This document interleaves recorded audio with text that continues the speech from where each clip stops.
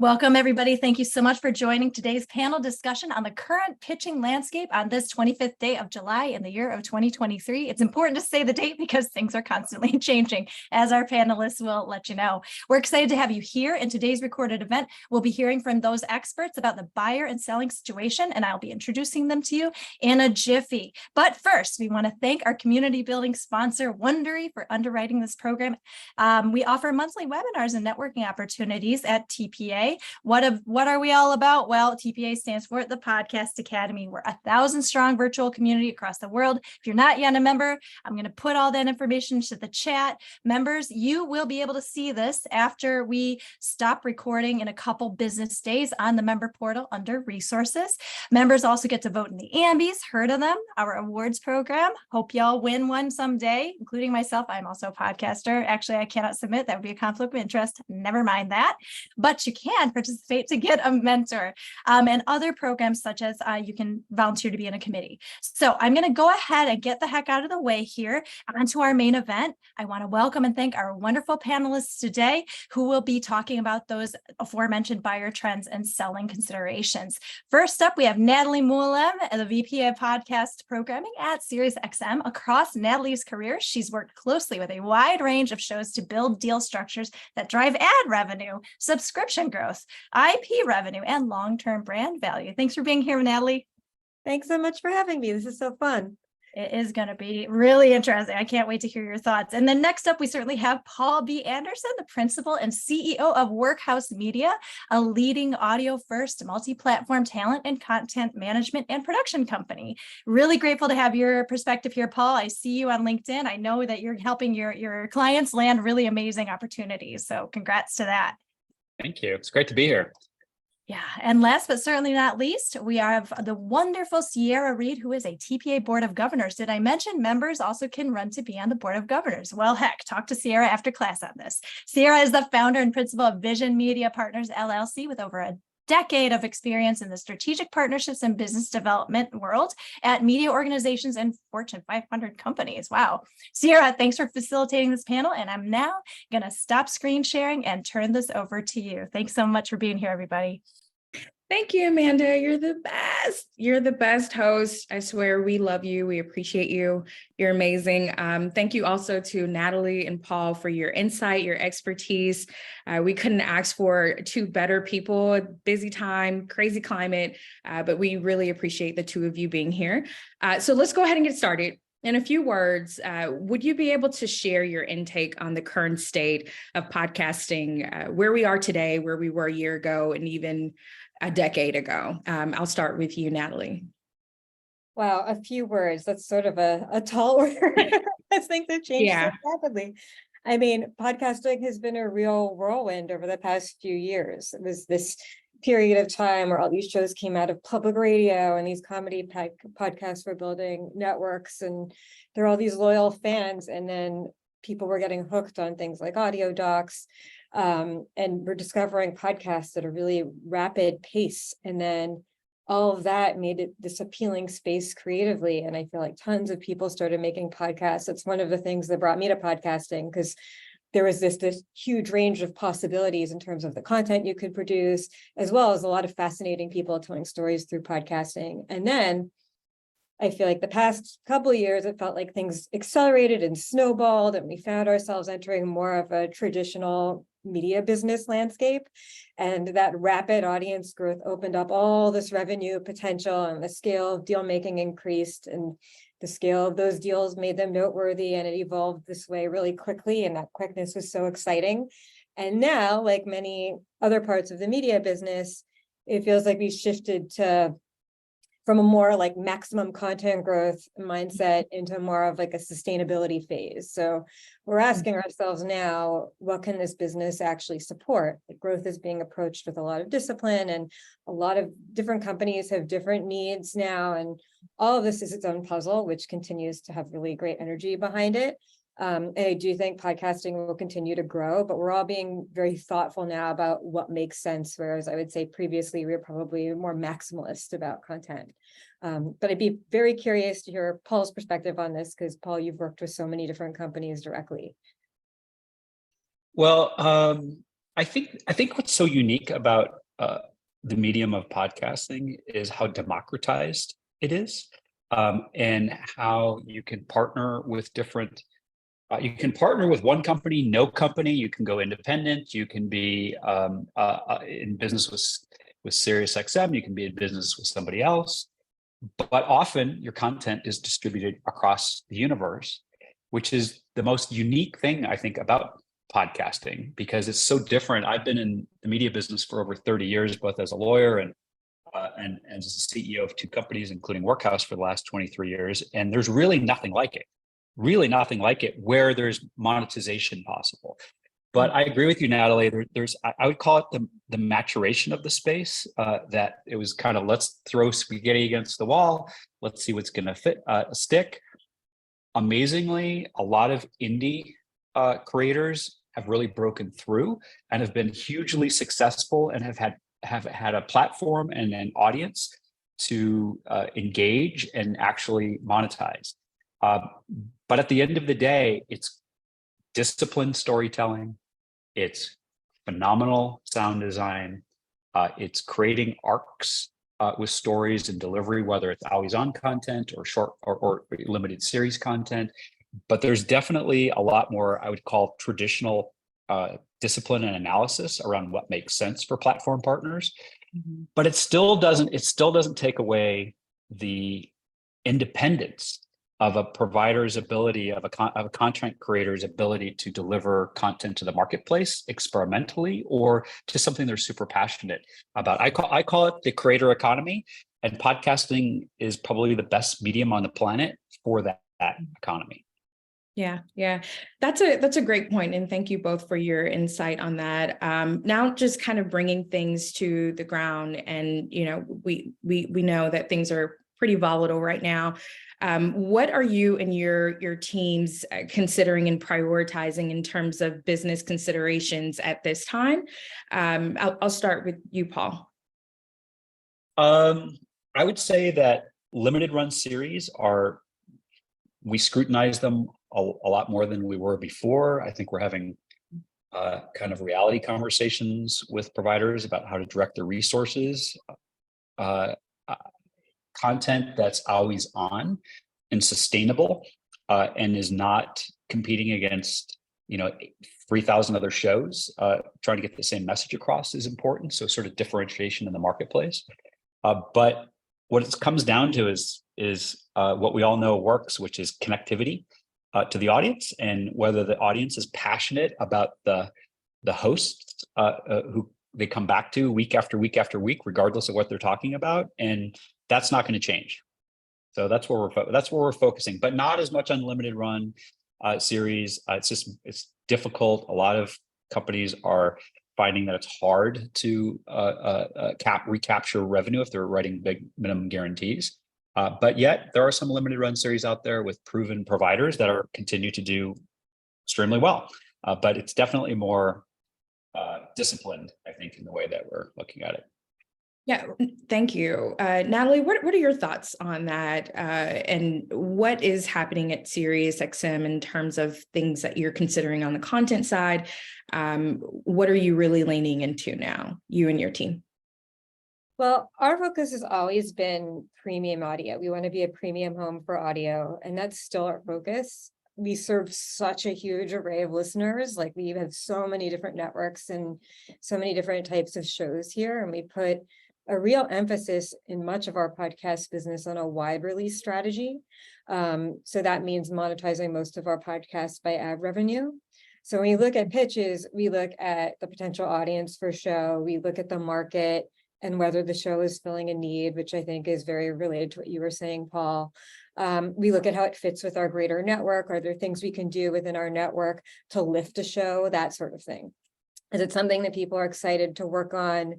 Does it make sense within our business? As I said, we're very disciplined, but we're also very forward-looking and excited about the future of podcasting. So it's usually a mix of how does a new show fit in with the existing market? And then, are we the best partner and the best fit? Can we contribute to lifting that show, whether it means through ad sales or marketing. Is it a fit for our portfolio? Is there an area where we see demand and we want to have more shows to meet that demand? That kind of thing is usually where our focus is.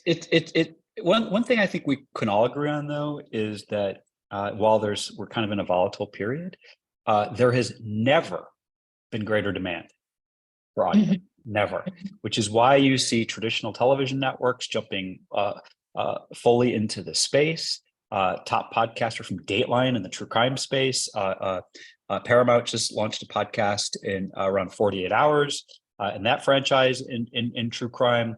There's never been greater demand, because the reality is people are on the move and they can listen to podcasts while they're doing other things. It's really hard to intently watch a television show while you're also doing other things, unless you're, I guess, ironing, like maybe I used to do when I was in college, before I decided to just go to t-shirts full time.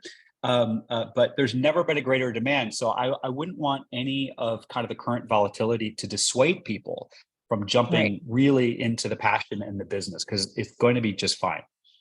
Mm-hmm. With that said, Paul, then, well, I'll pose this question to you, Natalie. What is driving the yes, for creators, and how can they fit their enterprise into today's marketplace? Like, what can get them to a yes in partnership with a business like Sirius? I think it's important to preface it with, like I mentioned, different companies have different needs. So sometimes we really love something and we really want to do it, but we're just not the right fit. But I would say, like, and sometimes there's something where we'll wrap around it to make it work, because we actually have had our eyes open to potential, because there's different settings for listening. There's different parts of the population where programming is underserved. So we do look at pretty globally when we look at a pitch at what's the potential there, what is the person pitching trying to accomplish. It's important to think about audience for a show. That's something that I think is really core to conceiving a pitch for a new show, especially, which does not necessarily mean to go and make more of what's out there and what's doing well in the moment. It's more about what the pitch is going to contribute to what's out there. So in some cases, if it's serving a new or underserved audience, that's something we really value. As for the pitch that you send off into the world, like in pragmatic terms, I would say one formal thing is it really helps if the pitch can speak for itself, because you're not usually going to have an opportunity, especially with a company that's large, to kind of give background or context to all of the people involved in moving a pitch forward. So it's good to make sure that you get feedback on your pitch if that's possible, and that the pitch can speak for itself. And another really important sort of more informal aspect is to make sure that you come through in the pitch. You're not just pitching a show, you're pitching a working relationship with a company. And that's a really important thing, because we work really closely with shows in an ongoing way. So it's great if you can find a way to share a little bit about yourself in the written materials or in any audio that you send to a company, just so that they can start imagine what it would be like to work with you, and get a sense of like whether this partnership would be a good fit. So there's a lot of factors involved. But I would say just making sure that that pitch is super clear and that you've thought through who the audience for the show might be. I think those would be probably the key things. Speaking of that, I would think that a newer concept show may be a bigger risk for a company of your size. Like sometimes networks are, if they're not creating content for that particular audience, it's seen as a risk. How do you, as a creator, get the company to lean into taking a risk on your concept? What does that look like? We're a super artist-friendly company, and we really pride ourselves in that, and that's a very high priority around here. We really take seriously working with people and making sure that we're accomplishing what we're setting out to accomplish in service of making good content and good shows. So yes, it could be a risk, but this entire business is so new that I think those risks are still openings into new territory, and that's really valuable for a business of any size. We're pretty good at looking at something that might seem risky on its surface and figuring out ways to de-risk it too, because we work with so many different types of shows. We're really familiar with the audience for, say, like lifestyle chat. We're also really familiar with the audience for documentary. We're really familiar with comedy audiences, and within comedy, various different types of comedy audiences, because there are people who like stand-up types of podcasts, and there are people who like more improv, sort of West Coast vibe comedy. So we really tried to take feedback, learn about what people like and what they listen to, and consider things a little bit more deeply than just like, oh, this is a comedy show, this is a doc, and think a little bit more about, we know that people who listen to certain types of comedy also like this type of self-improvement and things like that. So we do try to sort of use all of the information we have to figure out, like, it might seem like a risk, but maybe it's a risk worth doing. And sometimes we can be a good collaborator in terms of identifying where an audience might be. Great, thank you. And Paul, I'll pose the same question to you. What have you seen, being that you represent almost the entire industry, as someone said? What have you seen work in terms of a yes? And does it take having a representative and an agent like yourself to get in front of people like Natalie? Well, I don't think you necessarily need an agent. I think what you need is a credible path to having someone actually look at your email and look at your content. And that could be through a friend who's a great podcaster. I think it's harder to get into, there's so much noise in this space. Here's what I think is, I think that Natalie really hit it on the head when she said, be crisp about what it is that you're presenting and why you're passionate about the material and who do you think your material is going to reach. And if you are crisp in those objectives, then, and you have great sound design, great ability to bring the story to life through audio, then I think you're going to have people go, wait a second here. And normally I wouldn't think of a show about, ghosts and aliens, but, and I'm just making that up, but this is so well presented. I'm going to take more time than I would have just to dismiss something that has come in front of me because they've actually thought this through. Yeah. And I think that you first have to be your own best advocate for the stories that you want to tell. And when you're crisp about articulating why it is that these stories should be heard, then I think you increase exponentially your chances to get somebody like Natalie's attention or other executives across the industry to at least take the time to go, gosh, I just would have dismissed this, but this is so amazing. And you can get to yeses like through those kinds of efforts that before you wouldn't. Great. And I'll piggyback off of that question, and we can kind of peek behind the curtain a little bit. So can you tell us who's involved in these deals? Like who's at the table, who can help move your project to being greenlit? Who are the key players? It varies depending on what the show is, because we also make a tremendous amount of radio here, and sometimes something comes in and it's a great idea and it's a better fit for the radio. So there's a wide variety of ways pitches arrive, and sometimes if there's an existing relationship, that's something we want to maintain. And also, I just wanted to add to Paul's point, when we get a crisp idea about ghosts and aliens and it's just so well presented, oftentimes, even if we don't end up making that show, it starts a relationship with somebody and we ask them, what else do you have? And they come back, and I remember pitches from years ago that I just think were like so well presented or so clever. So I think he's exactly right on that point. But as far as how a deal gets assembled, we look at a pitch, we decide, what are the needs? Some things just are looking for an ad sales partner. Some things are looking for a full-on co-producer or production. So we're a big company with a lot of different teams, and a lot of eyes go into these things, and everybody sort of takes stock and looks at, okay, what's the work to be done here to make the show successful, whether it's something that is easily produced but needs a lot of marketing support, or it's something that's getting relaunched, or it's something that is really a challenging production, but we think that there's an audience out there just waiting for it.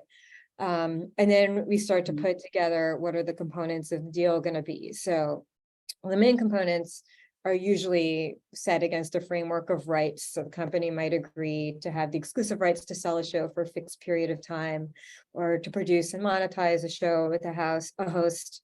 And then if we're going to monetize through selling ads, which is something to keep in mind when you're pitching a company. If you're looking for a podcast deal where you want it to be monetized through ads, we really need to have a clear idea of things like what's the actual content of the show, what's the tone of it, what's the vibe. If there are guests, who are some of the examples, and what would those conversations be like? Things like the audience, the release cadence, like, is it something that's seasonal and taking breaks? Is it something that's going to be always on every week? And if that's the case, is the structure something that's sustainable? All of those things get taken into account, and then we sort of crystallize a picture of what the show will look like. And then sometimes a show will get paid an MG, which you've heard Paul refer to. That's a minimum guarantee, which is a set amount that they'll get guaranteed against revenue earnings. And sometimes deals also have a revenue share component, which means a set percentage of revenue goes to the show and a set percentage goes to the company. There can be other components, like whether the company is going to produce the show, in which case there'll be a production budget. Sometimes the company might do things to market the show. So depending on which components are going to go into the deal, all of those people from our side have a chance to weigh in and to speak to what's needed in their expertise. So I'd say that how that translates to a creator would be that if you have a sense of what you're looking for, it's really helpful if you communicate that in the pitch. Even if we think like, oh, this actually will need more marketing than you think it does, that's easy stuff for us to sort of wrap around. But it's really useful to see the vision that the person pitching has for the working relationship. And the more it can reflect your intentions, the better, because nobody's going to know your show better than you. So sharing that expertise really helps us set goals. Well, one of the things that a way that I look at it, the opportunity of this industry is that the content creators and what I call the creator economy need to be enterprising two ways. One, you need to be good B2B, right? You need to business to business if you have a platform partner, and that is understanding the culture of each company that you might want to pitch, because you don't want to waste your time pitching companies that only do podcasts about knitting. I'm just making that up. You want to make sure that you've done your research about, is this even a good home? What if they said yes? It might be the worst home on the planet for you. And so that is one part of the enterprise, is B2 business. So you got to think of yourself as an enterprise selling another enterprise and why it is that you're going to be a good partner. And the other part of the enterprise is the C to A, which is creator to audience. And what is that, you as a creator reaching that audience, those demographics in concert with your B2B partner, how does that create a win-win enterprise for both parties? And of course, a win for the audience because they want to consume your material. That is really the unique opportunity in podcasting, because doesn't take a lot to create an enterprise in podcasting. Or, well, it takes a lot to create an enterprise. It doesn't take as much to create at least the concept of a show. And there's not a lot of democratized access to old school media. And this new school media is amazing access, but it's still the same disciplines you have to put into every other media. Does this make sense? Is there an audience? And is your B2B partner really one that can help and support you? And is it demographically a good place for your content? Are there good cross-collateralization opportunities with like shows or like demographic shows, those kinds of things? Anyway, that's the way I look at it. Very good. Very detailed. Thank you both. So in terms of, structuring these different kinds of deals, does a creator need to know exactly, because this is very business heavy, right? Like, and we're talking about creators and like design, and you mentioned like pulling together concepts, which really take a lot of time on the ideation side, and also making sure that you have the right key players on your end when you go to a business. And so that can be very intimidating. Can you share any words of inspiration, to creators when it comes to wanting to monetize an idea and they're not necessarily business savvy or have access to someone like Paul? Who do you want to go first, Paul or me? Go ahead, You. Natalie. Go ahead, Natalie. It's good to have a clear idea of what you want, but also it's our job to figure out, our piece of the puzzle. So it's not on creators to know the ins and outs necessarily of how we monetize, because how we monetize might be different from how another company monetizes. And to Paul's point, some of that is in finding the right business partner for you. Some creators are naturally very just entrepreneurial and savvy about that stuff, and some are much more focused on having a very clear idea of what their show is, and everything outside the show they'd like to have somebody else cover. And that's actually a very valuable partnership as well, because I think, there's so many different ways to be a creator in this space. You can be very analytical and be looking at the podcast market and thinking about needs you can fill. You can also be a very idea-based person where you just have these ideas and you can very easily imagine listening to your show and you know what it takes to make your show. You can also come at it from different, there's so many different ways to do it. And this is a new business. Like, this is still, it's maturing, but it's still, like, compared to television, to radio, to film, like, this is still a new business. So I think there's a lot of room for innovation, and I think this business is going to need innovation. So I think everybody who's experienced and been working through these past 3 years in podcasting is very well aware that partnerships take many, many different forms and people bring different things to the table. And variety is a positive, right? Like, you don't want every partnership to look the same. So I think it's really being self-aware of what your strengths are and leaning into your strengths is probably something that really does come through, because we've had pitches where they were really lacking insight on the business piece, but the creative was so strong and so clear that bringing that business part to the table is something we're really good at. So I don't think it's limited to people who know how to be really entrepreneurial. I think the door is wide open. It's just a matter of really being self-aware of where your strengths are and making sure that they're reflected in the pitch. One of the things, the benefit of the Podcast Academy is really it's a community, and people should take advantage of the communities they occupy by asking friends about, well, hey, what'd you do on that? What mistakes did you make? Failure is a great teacher, and success has many parents along the way. And so sharing what works with your friends in the space and mentoring each other is super important, because there is no such thing, in my view, is sort of cookie cutter. I mean, you don't want to cookie cutter your life. You don't cookie cutter your life in any other area with your family or your friendships. So you don't need to cookie cutter. You need to think out of the box, figure out what works, but you also don't need to reinvent the wheel every step of the way. It's assimilating lots of information and going, oh, wait a second here. I think I'm going to fit in the business this way. So I got this idea from Sierra or other members of the Podcast Academy about how to set something up differently than I ever would have thought, but I'm going to take a little bit of this and a little bit of that from my other friends, and I'm going to think out of the box. I'm going to see if I can sell this through that way, and then you'll get ideas from others along the way. Very good. I'll wrap this up because we want to make room for Q&A. And I'll also just add, have a legal advisor. That is a key player when it comes to being a creator. And if you're lacking that other piece. Okay, so in closing, what are the key components in a solid pitch? I think we've already kind of discussed this, but if you could summarize, and we'll hand off to Amanda. You, Natalie. I honestly think like a good old fashioned who, what, when, where, why, and how does the job. The basics. And I fully appreciate that that's a lot more work than it sounds like, but I think that time spent considering your pitch is well spent. And really making sure that it's clear in what you're sending over. What's the show? What are you looking for?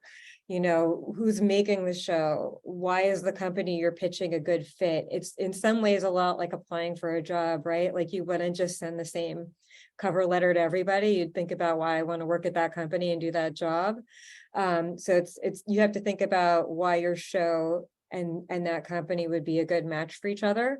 And I think if you think about a bunch of different companies, that can also help you to arrive at a conclusion. Like if you just imagine what would it be like to work with this company versus that company, making sure that you relate what you envision the show being and how you want to get there. I think making sure that your voice comes through again is really, really key, giving people enough information to get excited about, but also not an overwhelming amount of information. And just sort of coming in, showing a vision of how you'd work together. Again, it doesn't need to be the way it's going to play out. The people who review pitches are well aware that, somebody might ask for one thing, but what we think would be best might be something else, but just being clear that you are thinking those things through. So a very directed, I think, well-edited pitch shows who the creator is, shows what the show is, and shows that you've considered your listener. And I think those are really the main things that we look for. Yeah, very good. I think battle testing your own ideas with yourself and with people who are close to you. I can't tell you how many times I've had people send me stuff that I'm like, oh my God, I'm so passionate. I'm so excited about your idea. It's so cool. I love your passion, but who the hell is going to listen to this podcast? And is there a business there? So, and those are sometimes hard, wet blankets to put on yourself. But it's important to do that because who you're pitching is going to start with skepticism as their not skepticism about you, but skepticism about the marketplace, to make sure that they're not wasting precious resources on things that are not likely going to work. Yeah. All right. Good. Thank you. Thank you both. And our lovely Amanda has returned. I'll hand it over to you. I know we have tons of questions. I see the chat is lit. Okay. Thank you both. Well, first of all, my biggest concern is that Amanda does not have enough energy and didn't have enough coffee. Well, I do happen to run on candy. So, I mean, I'm just saying, if anybody's in Denver, you know where to find me, booth 607. I'll revisit at the end. Thank you all so much. What an insightful panel. And yes, the chat is lit. You're getting a lot of accolades. Sierra, thank you so much. Sierra, you are now a panelist as well. So I'm excited for your contributions. Lots of great questions. Please keep up voting them. Keep them coming, folks. We do see them only in the Q&A panel. But a lot of really good answers have already been collected. But I think that the top question from Caitlin Trimbler, Caitlin, thanks for submitting. Have you seen more success with shows that produce proof of concept pilot episodes? And that kind of comes back to what Paul had said about the energy you invest, how much work, that type of stuff, the ROI of even pitching. So I guess I'll jump that to Natalie and then Paul and then Sierra. More success with pilots. I think a pilot can give whoever you're sending it to the clearest vision of what the show will be like. So I think it's valuable that way. It's also a valuable way for that person, if they want to advocate for that show, to share internally at their company more about the show. So it is a very valuable asset. I don't underestimate what goes into producing a pilot, though. It's a lot of work. In some cases, it can be a significant expense.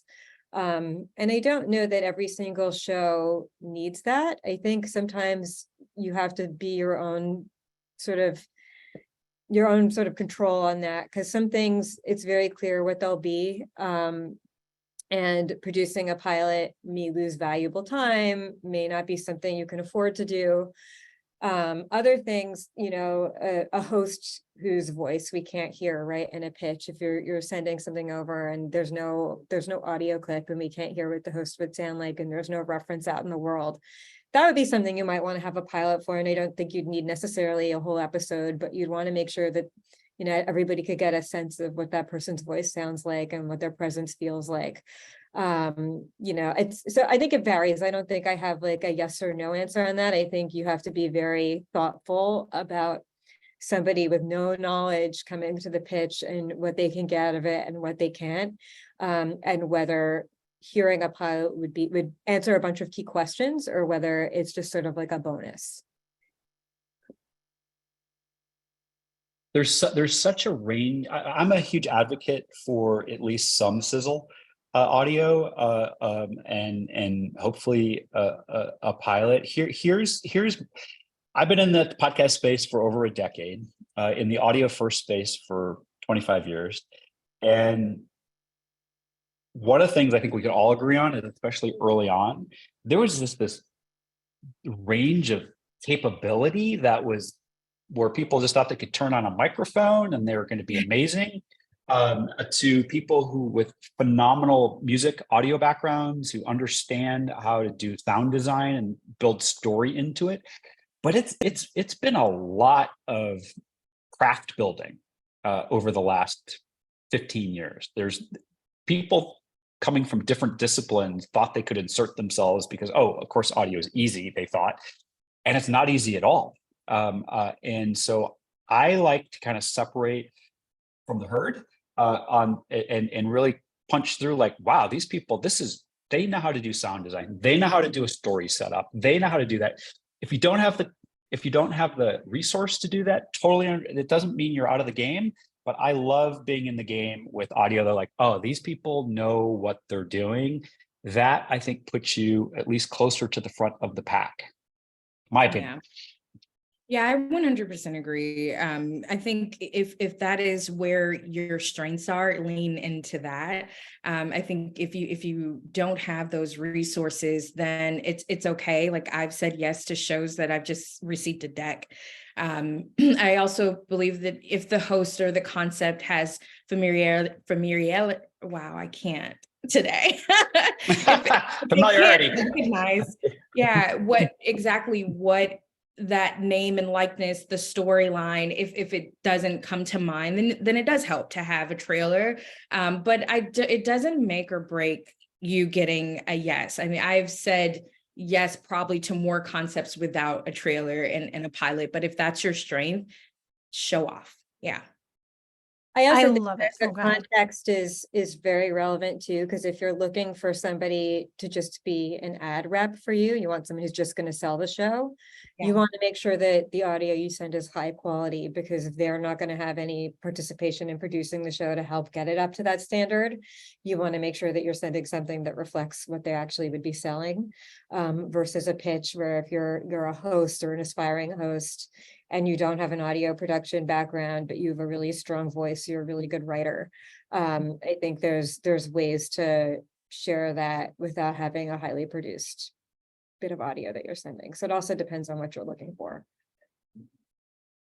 And the art and science of pitching, it's like TMI versus not enough information. It's about a picture's worth 1,000 words, a podcast 50,000, and then how much time do we actually have in the room when we're competing with thousands and thousands of different producers. And in fact, to that point, thank you all so much for that great answer. It sounds like it depends.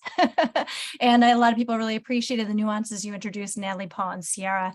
I like Damona's question. Actually, Damona says, can you talk more about the current ideal pitching process for podcasts, such as do most networks prefer to get a deck or a one sheet in advance of having a pitch meeting? Are pitch meetings even happening anymore? Should it have a sizzle reel, which Paul, you had just named? I think we sort of answered that, but in the context of this question, what's the ideal length? Can you kind of just walk us through? And we know that this is going to be specific to your processes and your business. So just give us a little sampling for those of us who have not been in a pitching room before, been in front of people like you. Well, I can jump in super quickly. Yes, I was about to say, Paul, go first. Here is, I mean, we have more than anecdotal evidence about the attention span of everyone in our country, who mostly have pretty short attention spans. You have a very short period of time to make a great first impression. Really, the idea of, I don't waste your time doing a long deck. I would one page, get to the point, maybe a page and a half if you feel it necessary to kind of put more arc into what your season is going to look like. But really what you're trying to do is grab somebody's attention. And people will not we have evidence because when we send out stuff, it goes through a DocSend, and we know exactly how much time people spend on, and they look at stuff and they spend time on it, and we know to the minute who's looking at it, and nobody looks at long decks anymore. Nobody. So don't waste your time. Keep it short, punchy, crisp, and grab someone's attention, because if you grab their attention, then they're going to ask you questions. And if they're not asking you questions, then they probably moved on to the next pitch. I'm trying to think if I have yeah, that's a really great business dev point that you made, is that you want them to have questions and engage you about, tell me more. I've had a scenario where there was not enough information, and I didn't, to Natalie's point earlier, answer those basic questions in that one sheet. And you don't want to appear as if you just put together a really great idea and that's all it is. You haven't considered all the components around it, like the audience and whether or not it fits that business.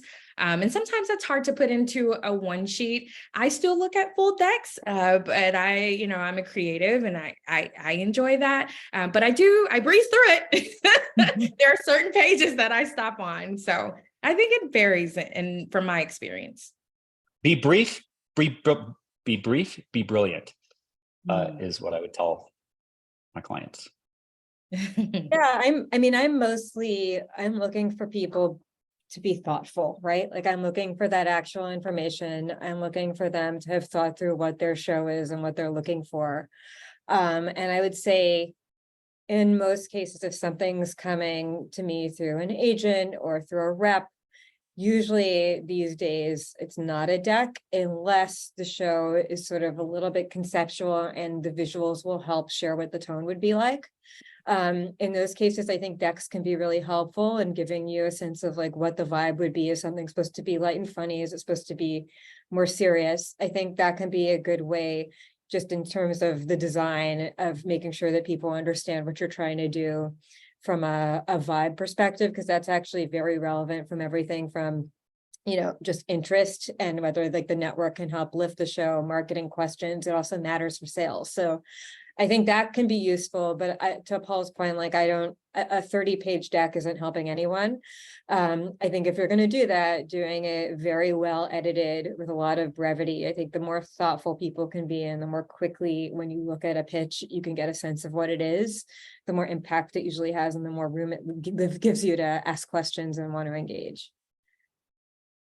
Really great advice, everybody. Easy peasy. Be brief, be brilliant, make it flashy, make it sizzle. I love it. I mean, I think this is really a big challenge in the sense of just understanding what is the need, why this, why now, why you?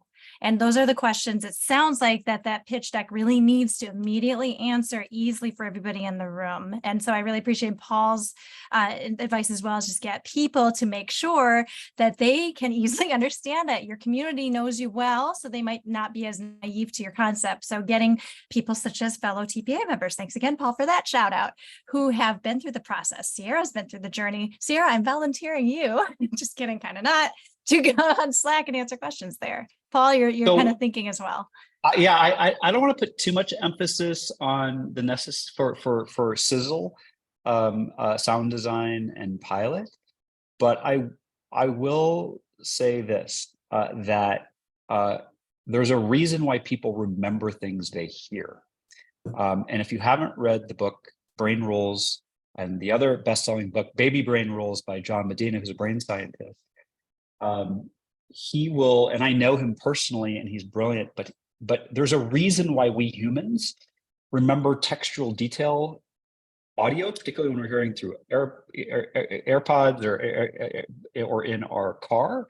It's very intimate. But there's a reason. The vibration of the sound comes from where we learn in utero as babies in the uterine sac. And when you come out of the uterine sac, that familiar vibration from your mother's voice, your father, your siblings, the dog, makes us very at ease, super fast. And when you listen to audio, you remember detail. in audio that you do not remember watching a television show. The research is very clear on that. John Medina actually does a study where he put people underwater in scuba gear and gave them a list of things to remember through headphones, and then gave them another list up above, and their memory for the same list was better underwater than it was above ground.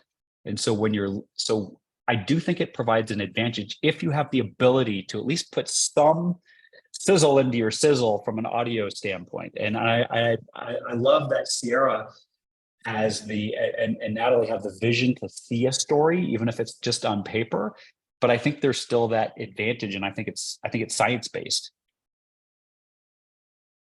Absolutely. And I know that data-driven, science-based numbers are always something you want to have in those decks too, but I'm going to leave it at that. I'm probably opening up a whole can of worms there. We need another masterclass from Paul on sound design. That has been asked for, folks, and TPA members, we're watching at home. Please do submit those. You know where to find that on the website. And if you don't, I will post about it on Slack in my weekly post.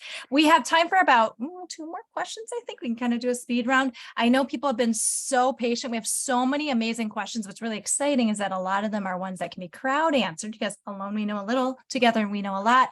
That's my preamble. I'm going to go to AC Valdez's question, which kind of dovetails into Rachel's. Curious to hear your extended thoughts around the value proposition, as in, how to simplify that language, the value of a limited run versus always on show, and whether there's some balance to be struck for any given company. I suppose we're thinking about like strategy in the here and now, possibly shaping your response around how you could sell a limited run series these days, because we keep reading that those are sort of the pivot point right now. Either one of you. Yeah, sorry. Have at it. Have fun. I mean, the limited runs are a little bit of a pickle in terms of just sort of the standard ad revenue methodology, just because if I'm an advertiser and I'm made aware of a show and I want to advertise on it, sometimes by the time I get comfortable and I see how the show is playing out, it's over. And that's just like a very simple thing. But the rest of the dialogue around limiteds is not quite as simple, because I do think they have massive potential to drive audience. I think they're a thing that brings a lot of people into podcasting, because they just generate a lot of word of mouth. And I do think there's a service journalism factor that you can't discount. Like, there are stories that need to be told and are worth telling at a certain time. And that's less of a business answer, but I do think like podcasting is a really beautiful medium because you can do that, right? There are just certain stories that you can tell in audio and will resonate a certain way. And Paul, you were reminding me, like, I've been listening to a lot of stuff about like the modern approach to literacy, and there is a lot of content about how you learn to read is through listening is an approach a lot of people believe in. So I do think there's like an education factor, and there's some journalistic reasons why I think short series can be really valuable for listeners. I think they're a bit tougher to figure out how to monetize unless you want to focus on things like generating IP, and that is a much higher risk path. Like, it can be higher risk and higher reward, but it's a higher risk path, and it's going to be probably tougher in this atmosphere to get a yes. I don't know that that's going to be the case in 6 months. It certainly wasn't the case 2 years ago.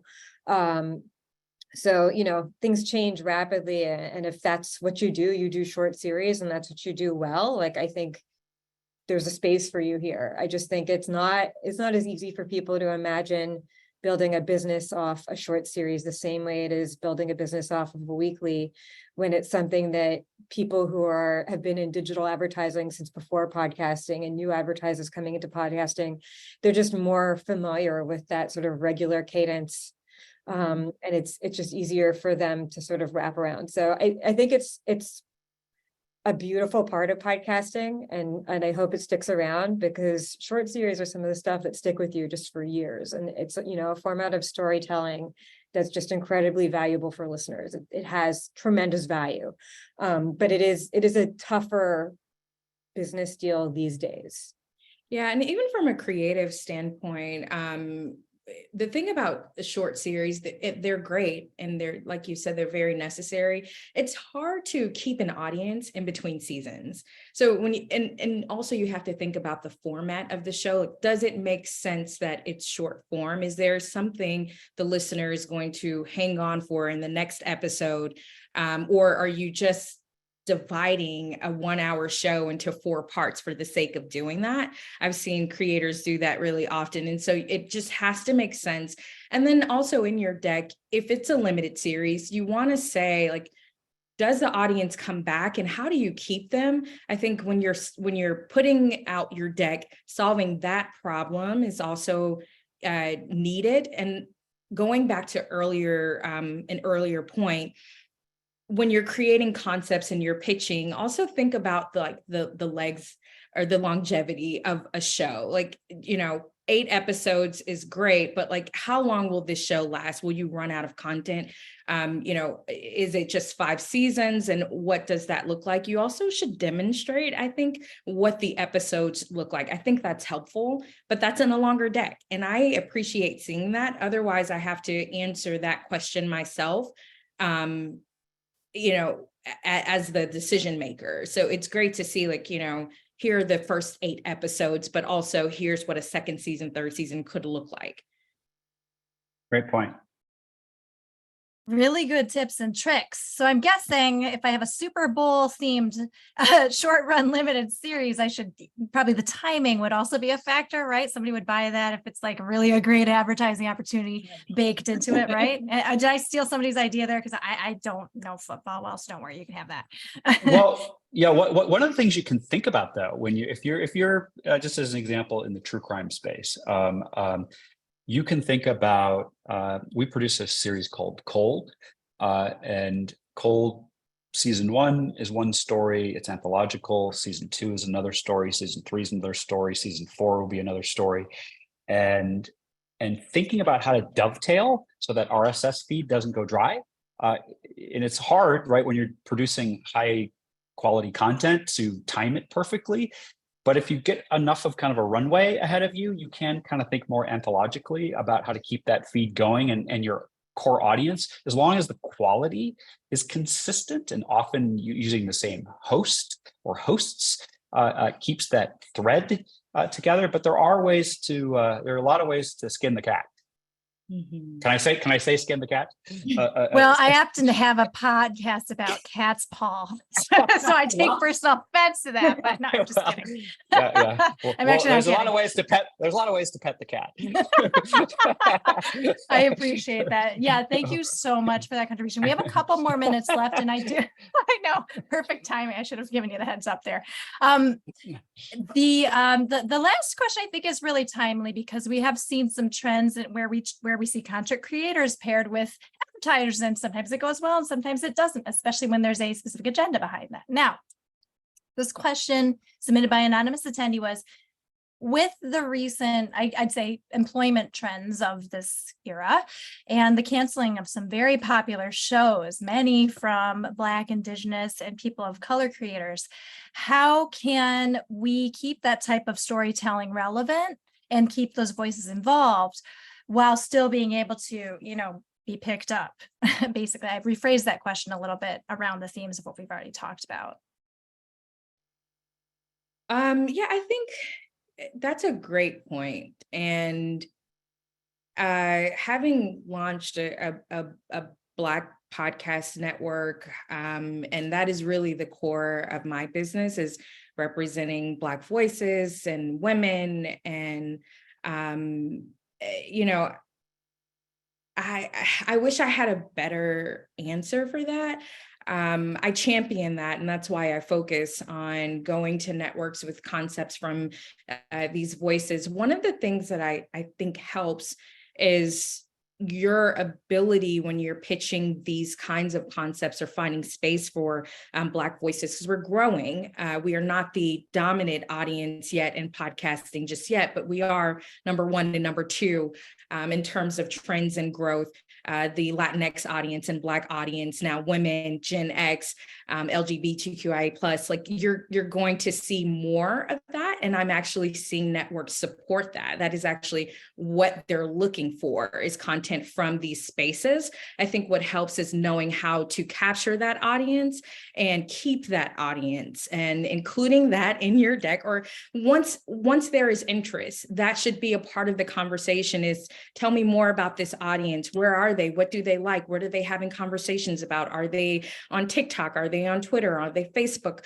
You helping the network also capture the audience and keep the audience and engage the audience, because you are the expert, is helpful. And so I always lean into that. Once the idea is out there, then what? How do we audience dev this? And so that's a part of my pitch is the audience development. Where is the audience?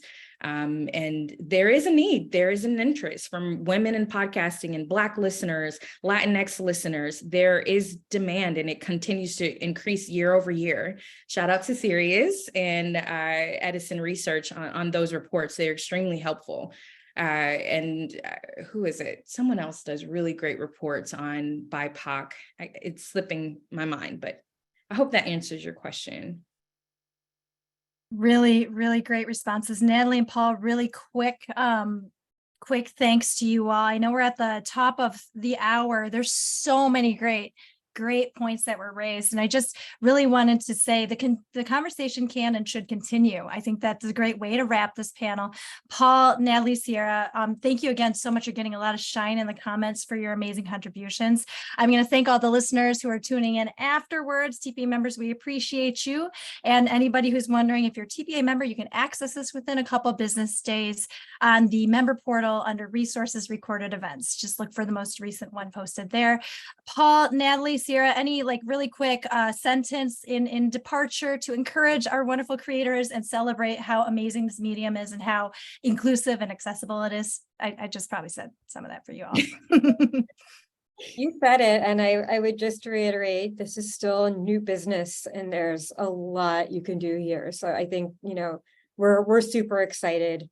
And I think great stories are everywhere. So we're really excited whenever we can find them. And I'm really grateful for the opportunity to engage here. Thank you. I would say keep bringing your passion and your purpose and your storytelling to the table. And if you're passionate about it and your passion is infectious, probably there's going to be a lot of people who are like, oh my God, I had no idea this was a story. And I'm so glad I know about this story. Love it. And Sierra, last but not least. Oh, yeah. Well, I think that I feel really grateful to be here in this time, although it is very challenging. And I'm, just always, my mom's calling me, very transparent about that. I've been in this business for a while, and from radio to podcasting, and there is no better medium for creators to be able to create, have an idea, and then go to market with it. Whether you join a network or go independent, if you're really passionate about what you do, put it out there. But I think, Natalie, I think you made this point, the passion it should lead. And you will find, to Paul's point, through the vibration, the sound, the storytelling, all of those things, you'll find your audience. I'm happy to be able to keep things going in this industry at a time like this. So I don't know if that's words to leave people with, but yeah, the show must go on. I love it. And speaking of the show must go perfect. on, that's the name of the panel that I will be leading at Podcast Movement. No, shut up. I did not know that. Yeah.